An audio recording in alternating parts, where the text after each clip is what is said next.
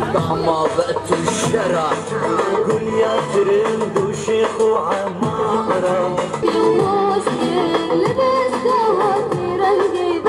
يا حمامي تنريكا جيازي تنكا وجميل هورو مكجاني ومهجم من قدنا وصازم ملاك تشتيك وحدار بك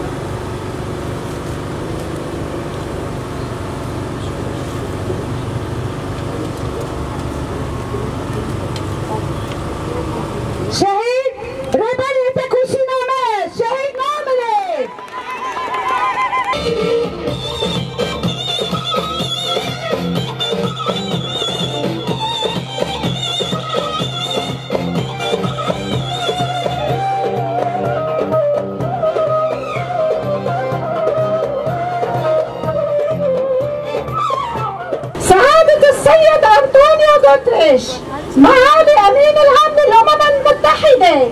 سيد الأمين العام، نكتب إليكم باسم مهجري عفرين ممثلين بلجنة مهجري عفرين المحتلة في شمال وشرق سوريا التي تم انتخابها في 10 كانون الأول 2024 بعد عقد ملتقى مدني شعبي لنازحي عفرين. الغرض من تشكيل اللجنة تلبية مطالب ونداءات أهالي عفرين المهجرين قصرا بضرورة العودة الآمنة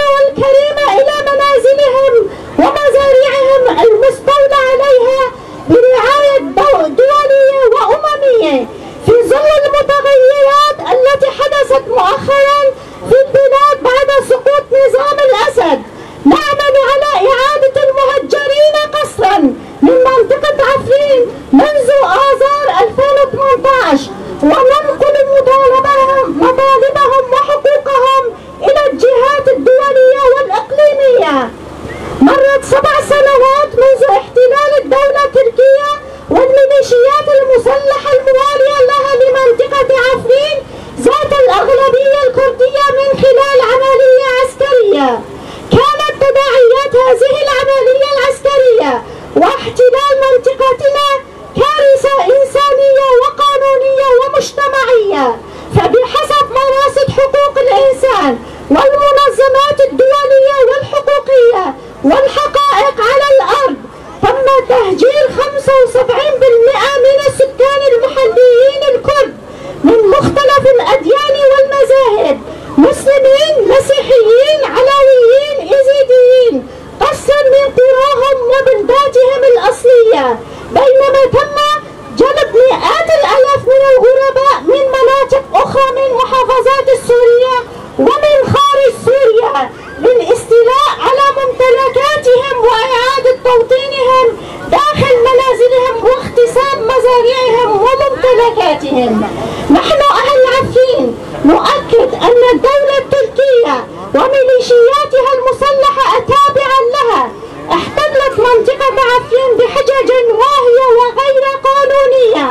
وقبل الغزو كانت عفرين تدار من قبل إدارة مدنية محلية منتخبة من قبل سكان المدنيين الأصليين، وكانت منطقة آمنة مسالمة يسكنها 500,000 نسمة.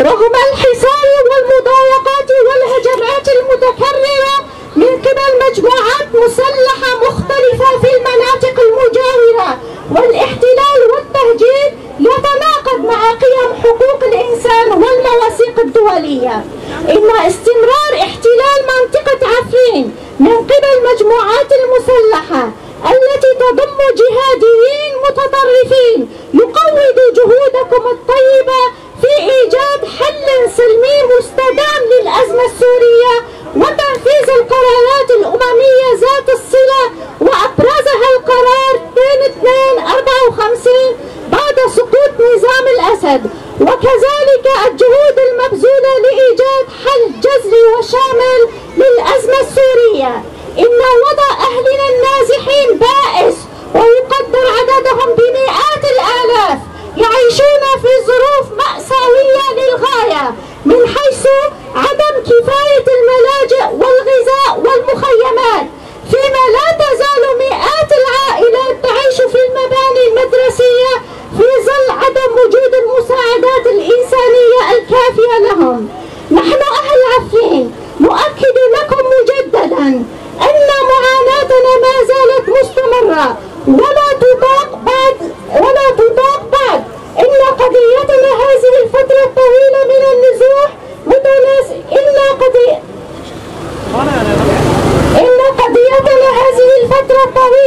من النزوح متناسلين في المخيمات والملاجئ بائسة في ظل ظروف جوية قاسية وقصف يومي من قبل الدولة التركية وأزرعها المسلحة، ونازحو عفرين غير قادرين على العودة إلى ديارهم لأنهم سيتعرضون للخطف والتعذيب والقتل أو طلب الفدية من قبل مجموعات مسلحة تابعة للجيش الوطني السوري وضباط مخابرات تركيا. ومن خلال متابعة عودة نازحين السوريين آخرين تركوا منازلهم خلال سنوات الأزمة السورية إلى مناطقهم وقراهم عبر الجغرافيا السورية بعد سقوط نظام الأسد الشهر الماضي، نسأل أنفسنا نحن أهل عفرين أليس لنا نفس الحق في العودة إلى ديارنا كغيرنا من المهاجرين والنازحين السوريين أيضا؟ وبناء على الطلبات ونداءات أهالي المنطقة المهجرين قسرا، فإننا في لجنة مهجري عفرين كممثلين عن الشعب نطالب بحقوقنا المشروعة وفق القواعد والقوانين والمواثيق الدولية. أولا، تهيئة الظروف الإنسانية